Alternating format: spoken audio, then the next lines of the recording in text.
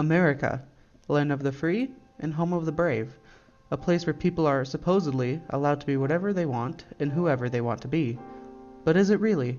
In a world where actions speak louder than words, America has certainly acted out bias after bias since its inception, such as women's rights, slavery, the war on the poor, and the most recent LGBT+ fights for rights. So what? These biases and ungranted hatreds in the population lead to these people not being treated equally, meaning there aren't any equal opportunities for those that experience these biases.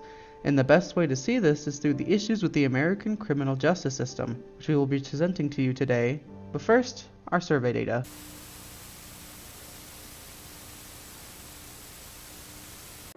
In order to determine if any disparities exist in the United States criminal justice system, the team created a Qualtrics survey that asked a variety of questions gauging the participants' demographics and their responses to questions about hot topics and interactions with the criminal justice system. The survey was first distributed to English classes at Ball State University, then via team members' Facebooks, Twitters, Tumblrs, and Instagrams, and finally via mass email to the Ball State email server.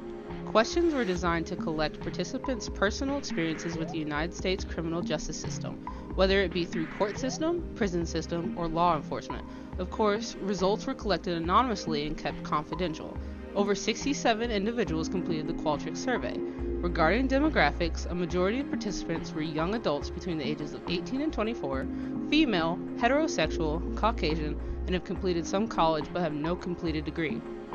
To better understand the results, the team created 4 cross-tabulations and bar graphs in Qualtrics.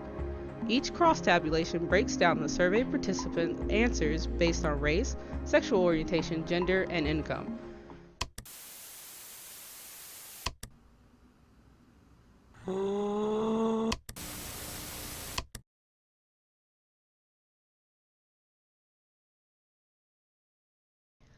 Literally, one of the oldest biases in the book, gender discrimination is a rampant issue that's been prevalent from the earliest hunter-gatherer societies to today's generation of gender wage gaps and gendered roles, like homemakers, nurses, and teachers.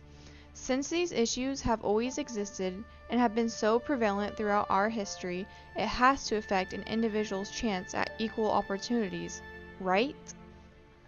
Accordingly, this societal bias is so obvious that even the book Routledge Handbook of Critical Criminology by editors Walter S. DeCasaretti and Molly Dragowitz has to mention that women are more likely to be arrested but are not more criminal.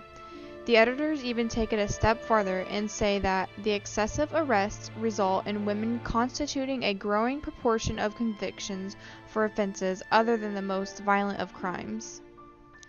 This discrimination continues even after the initial arrest, according to Criminal Justice System Involvement in Gender Stereotypes by authors Rivero and Benita.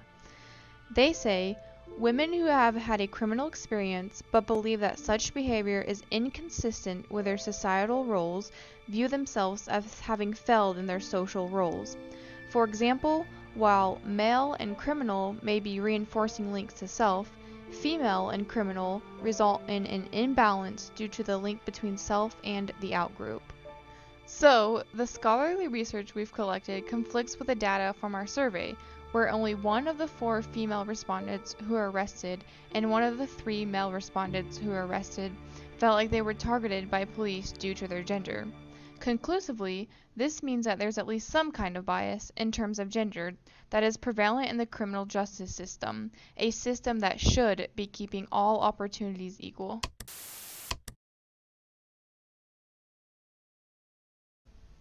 The second and most prevalent bias to be explored is one of race.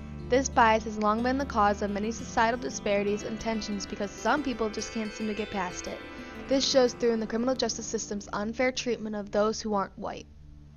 Coincidentally, John L. Burris and Catherine Whitney bring up this exact idea in their book Blue vs. Black, where a human rights organization cited excessive use of force primarily directed against African Americans and Hispanics with actions like unjustified shootings, severe beatings, fatal chokings, and unnecessarily rough physical treatment. Not only are they physically abused by the police, they're also treated just as badly by the courts. As David Mustard brings up in his journal Racial, Ethnic, and Gender Disparities in Sentencing, where he says Hispanics and African Americans receive approximately 68.5% and 99.6% larger average sentences than Caucasians respectively. This evidence holds true, and strangely doesn't, within our survey, as our non-white respondents unanimously felt like the courts were biased, while they also unanimously felt safe around police. As the system seemingly gets better for those in some areas, there's still no way to deny the fact that the system is broken for those of color. No ifs, ands, or buts about it, meaning those of color cannot receive their equal opportunities in America. What time is it?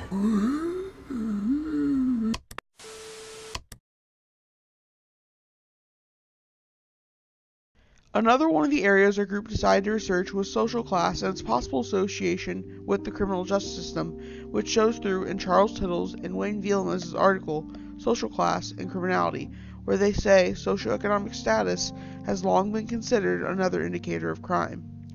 Even though society is convinced that the working class is more likely to commit crime, the truth can be found by those like Erica Hashimoto when she speculates in her article, Class Matters, that poor people are grossly overrepresented in the criminal justice system. This follows through in our survey, as only 2 respondents of the 14 with an income less than $20,000 felt like they'd been targeted by police. As for how satisfied they felt with the system, only 3 of the previously mentioned respondents felt the officer raised their voice in an unprofessional manner, versus the rest who felt like their interactions went just peachy. Conclusively, there doesn't seem to be enough data from our survey, nor our scholarly sources, for there to be any meaningful conclusions toward the idea of those of low income being treated unfairly by the criminal justice system. Further studies need to be done to adequately provide answer to the question of bias, but if one is looking for a definitive answer with our limited data, then only a small majority of our respondents, 2, when grouped by income, felt like the system was biased.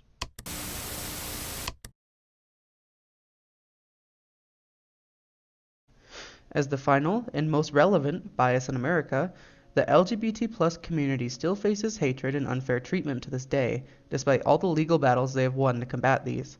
According to Angela Dwyer in her article, "We're Not Like Those Weird Feather Boa-Covered AIDS-Spreading Monsters," there's evidence in past research and modern research that found lesbian, gay, and bisexual young people were more likely than heterosexual young people to be stopped by police and convicted for offenses as adults.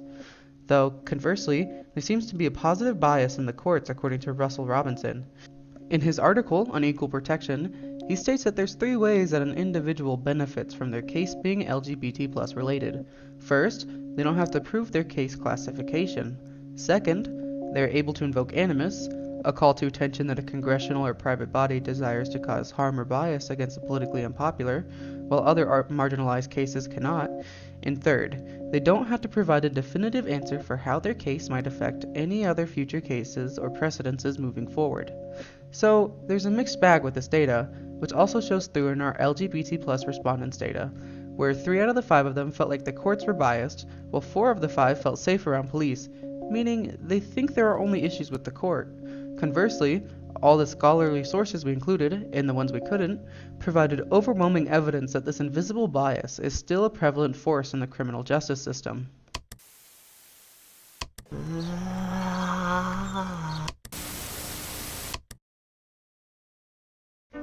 In conclusion, there's just too much evidence from both our scholarly sources and our survey for any of these biases to just be a coincidence. The criminal justice system is broken, period, meaning this can't be a land of equal opportunities if not everyone's treated equally. But we just can't leave it there, because, as Teddy Roosevelt once said, complaining about a problem without offering a solution is just whining. So what can we do to fix it? Well, as John L. Burris and Catherine Whitney bring to the table in their book, Blue vs. Black, they lay out a 10-step reformation plan that starts with retraining police, judges, and jail employees before working its way up to reforming system policies and implementing fairness and equality laws towards the later stages. Another idea would be to do what Mayor and Alicia McGregor's Politics, Police Accountability, and Public Health did. They created a public, government-funded forum for people to critique police department employees. There are obviously a multitude of solutions to the current problem, but the only long-term solution is to actively participate in the political process by doing things such as joining like-minded political movements, taking part in an organized protest, contacting your representatives, or, as the easiest and most viable option, just going out and voting for those who share your values. Otherwise, we'll have done nothing but aided those seeking to keep the biases in place, which would leave us even worse than we started.